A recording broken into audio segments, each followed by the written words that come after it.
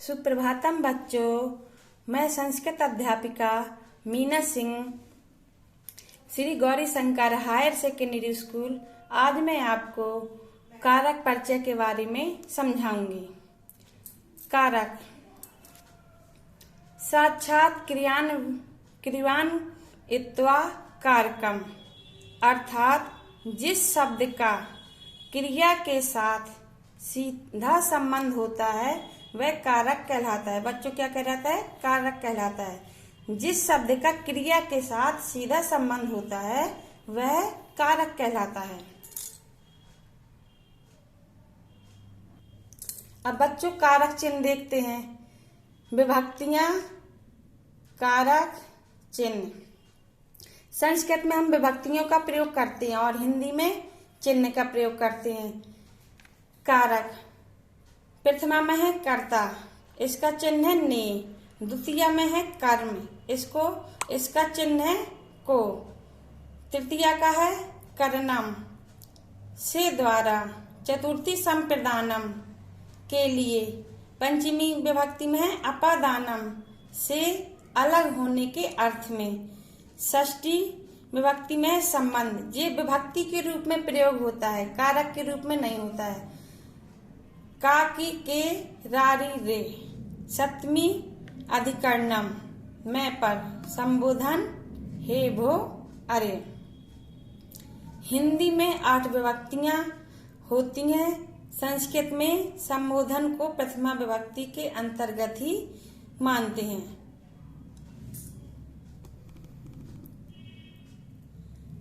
संस्कृत में 7 विभक्तियां होती हैं। संस्कृत में कारकों की संख्या 6 मानी जाती है। षष्ठी विभक्ति संबंध कारक को कारकों की संख्या में नहीं रखते हैं। बच्चों, नंबर 1 है कर्ता कारक। प्रथमा विभक्ति क्रिया के करने वाले को कर्ता कहते हैं। क्या कहते हैं बच्चों? क्रिया के करने वाले को कर्ता कहते हैं। अर्थात वाक्य में जिस संज्ञा या सर्वनाम शब्द को कार्य करने वाला या होने वाला समझा जाए उसे कर्ता कारक कहते हैं। कर्ता कारक में प्रथमा विभक्ति का प्रयोग होता है। कर्ता कारक में कौन सी विभक्ति का प्रयोग होता है बच्चों? प्रथमा विभक्ति का प्रयोग होता है। जैसे रामा पठति, राम पढ़ता है, इसमें रामा में कर्ता कारक हुआ, इसलिए प्रथमा विभक्ति एक वचन में रामा लगेगा। गीता नृत्यति, गीता नाचती है। अब बच्चों, दूसरा है कर्म कारक द्वितीय विभक्ति। अब हम कर्म कारक द्वितीय विभक्ति देखते हैं कि द्वितीय विभक्ति कैसे लगाते हैं। कर्म कारक में द्वितीय विभक्ति का प्रयोग होता है। जिस पर क्रिया का फल पड़ता हो उसे कर्म कहते हैं। जिस पर क्रिया का फल पड़ता हो उसे कर्म कहते हैं। क्या कहते हैं बच्चों? उसे कर्म कहते हैं। कर्म कारक में द्वितीय विभक्ति का प्रयोग किया जाता है। अथवा कर्ता जिसको सबसे अधिक चाहता है उसे कर्म कहते हैं। कर्म कारक में द्वितीय विभक्ति का प्रयोग होता है। जैसे सुरेशा जलम पिबति, जल में द्वितीय विभक्ति का प्रयोग हुआ। सुरेश पानी पीता है। सुरेश का प्रभाव किस पर पड़ रहा है? जल पर। जल को सबसे अधिक चाहता है, इसलिए जल में द्वितीय विभक्ति का प्रयोग हुआ। राधा पुस्तकम पठति, राधा किसको पढ़ती है? पुस्तक को, इसलिए पुस्तक पर द्वितीय विभक्ति का प्रयोग हुआ। कर्म क्या कर रही है? पुस्तक को पढ़ रही है। राधा पुस्तकम पठति, राधा पुस्तक पढ़ती है। अब उपपद विभक्ति। बच्चों, द्वितीय विभक्ति के अंतर्गत उपपद विभक्ति आती है, जिसमें अविता, परिता, समया, निक्षा, हा, प्रति, बिना इत्यादि शब्दों का प्रयोग होने पर द्वितीय विभक्ति होती है। अगर ये शब्द आते हैं तो उनमें हम कौन सी विभक्ति लगाएंगे बच्चों? द्वितीय विभक्ति लगाएंगे। उदाहरण देखते हैं। जैसे नंबर 1 है ग्रामम अभिता वनम अस्ति। अभिता शब्द आया है इसलिए हम यहाँ पर द्वितीय विभक्ति लगाएंगे ग्राम में। ग्रामम, गांव के चारों ओर वन है। अभिता शब्द आया, यहाँ पर अभिता दिया था, ये अभिता आया, इसलिए हम बच्चों ग्रामम में द्वितीय विभक्ति का प्रयोग करेंगे। अब नंबर 2 है कृष्णम परिता भक्ता संति। परिता मीन्स चारों ओर, कृष्ण के चारों ओर भक्त हैं, इसलिए परिता शब्द आया, इसलिए हमने कृष्ण में द्वितीय विभक्ति का प्रयोग किया। कौन सी विभक्ति लगाएंगे? द्वितीय विभक्ति लगाएंगे। अब नंबर 3 है नगरम समया नदी अस्ति। नगर के पास नदी है। बच्चों नगर के पास नदी है। नंबर 4 है ग्रामम निक्सा वनम अस्ति। तो ग्रामम में द्वितीय विभक्ति है क्योंकि यहाँ पर निक्सा शब्द आ गया। हा मूर्खा। अब बिना शब्द देखते हैं। बिना इस उपपद के साथ में द्वितीया, तृतीया और पंचमी तीनों विभक्तियों में से कोई भी लगा सकते हैं। अगर बिना शब्द आता है तो चाहे द्वितीय लगा दो या तृतीय लगा दो या पंचमी, तीनों में से कोई सी भी विभक्ति बिना शब्द में हम लगा सकते हैं।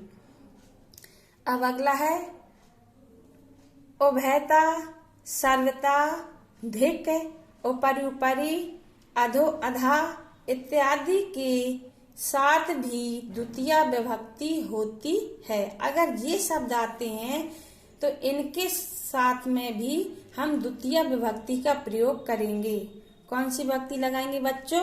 द्वितीय विभक्ति लगाएंगे। जैसे कृष्णम उभयता गोपा संति।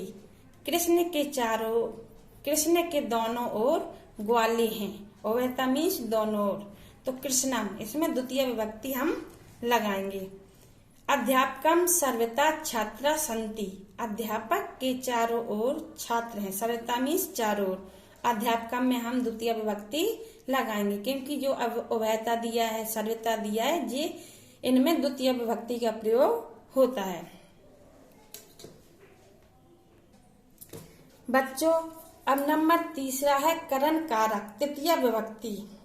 अब हम तृतीय विभक्ति देखते हैं कहाँ पर लगती है।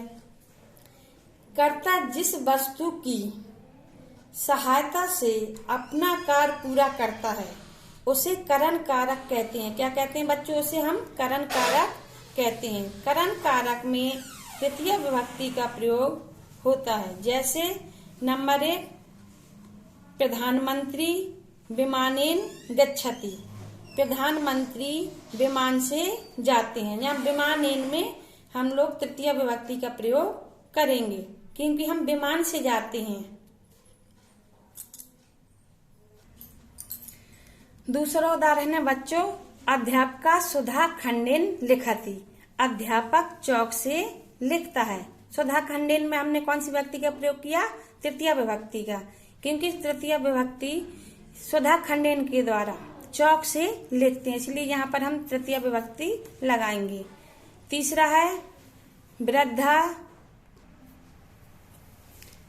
है वृद्धा दंडेन चलती। बूढ़ा डंडे से चलता है, तो दंडेन में तृतीय विभक्ति का प्रयोग हुआ है। अब तृतीय विभक्ति के अंतर्गत उपपद विभक्ति देखते हैं बच्चों। सह, साकम, सार्धम, समम, इन चारों शब्दों के योग में जिसके साथ कोई काम किया जाए उसमें तृतीय विभक्ति होती है। कौन सी विभक्ति होती है बच्चों? तृतीय विभक्ति। जैसे पुता जनकेन सह गच्छति। सह आया तो सह के साथ में सह आएगा तो हम लोग तृतीय विभक्ति का प्रयोग करेंगे। कौन सी विभक्ति लगाएंगे बच्चों? तृतीय विभक्ति। सीता गीतया साकम आए या सार्धम आए या समम आए या सह आए कीरति, तो हम तृतीय विभक्ति का प्रयोग करेंगे। सीता गीता के साथ खेलती है। अब अगला है अलम बस, हीन रहित। अलम मीन्स होता है बस, हीन मीन्स रहित इत्यादि शब्दों के योग में तृतीया विभक्ति होती है। अगर जे शब्द आ जाए, अलम आ जाए, हीन आ जाए, तो हम तृतीया विभक्ति लगाएंगे। जैसे अलम विवादेन, विवाद से बस करो। धनेन हीना, नृपा न शोभिते, धन से रहित राजा सुशोभित नहीं होता। अब अगला देखते हैं बच्चों, जिस अंग के कारण शरीर में कोई विकार आया हो, उस अंगवाची शब्द में तृतीया विभक्ति होती है। कौन सी विभक्ति होती है बच्चों? तृतीया विभक्ति का हम लोग प्रयोग करते हैं। जैसे नंबर 1, भिक्षुका पादेन खंजा अस्ति, भिखारी पैर से लंगड़ा है। और दूसरा है सा कर्णेन बधिरा अस्ति, वह कान से बहरा है। तो इनमें तृतीया विभक्ति का प्रयोग करेंगे, क्योंकि इसमें पैर से लंगड़ा है तो वहां पर तृतीया विभक्ति लगाएंगे, और इसमें कान से बहरा, इसलिए यहाँ पर कर्णेन में तृतीया विभक्ति का प्रयोग करेंगे। अब अगला है पृथक मीन्स अलग, बिना, नाना के योग में तृतीया, द्वितीया और पंचमी विभक्ति होती है। जैसे रामेण बिना दशरथा न आजीवत, राम के बिना दशरथ जीवित नहीं रहे। नंबर दूसरा है सा मित्रेण पृथका स्थातुम न शक्नोति, वह मित्र से अलग नहीं रह सकता।